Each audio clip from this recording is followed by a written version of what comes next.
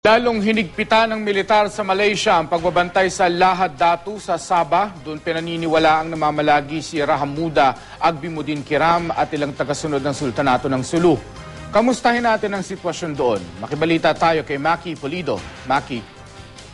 Mark, gaya nga nitong mga nakaraang araw, walang tigil yung pagdating ng mga military convoy ng Malaysia sa Tandao Lahad Datu dito pa rin sa Sabah, kung saan kumuta nga itong sina Rahamuda Agbimuddin Kiram at kanyang Royal Security Force. May mga pumupunta ring mga tangke ng Malaysian Forces sa lugar kaninang umaga mula pa kahapon at tuloy rin kanina yung lipad ng mga helicopter. Kaso, alam mo, katulad nga ng mga problema, simula pa ng mga nagdaang araw, ay talagang walang makalapit na media, kahit doon man lang sa kanto patungong Tandao. Hinaharang sa checkpoint ang ilang miyembro ng foreign media, katulad natin, may mga baril yung mga pulis na nagbabantay sa mga checkpoint. Hawak nga nila yung mga baril nila habang lumalapit sa sasakyan, Tapos magtatawag nga raw ng press conference sa paminsan-minsan yung mga otoridad ng Malaysia, pero ginagawa naman nila ito sa lugar kung saan pinagbabawalang pumasok yung media.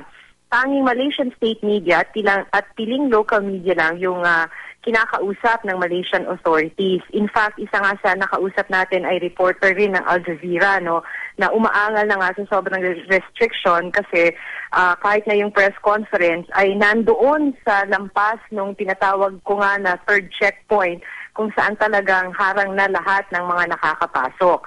Ngayon, si Foreign Affairs Undersecretary Jose Brillantes ay nandito pa rin sa Lahad Datu at nag-aabang siya dito kung ano pa yung maaaring may abot na tulong sa mga Pilipinong naiipit sa gulo. Mark? Maki, yung pinapakita mong video sa amin na may palipad-lipad na chopper at meron ka rin kuha sa dagat na parang tila patrol. Ano yun? Ayun ba yung sinasabing puwersa? Yung helicopter, yes, Mark. Talagang tuloy yung lipad niyan simula pa kaninang umaga dahil nga katulad ng mga lumalabas sa Malaysian media ay nagkaroon nga ng airstrike kung saan nga nagkuta si Rahamuda Agbimuddin.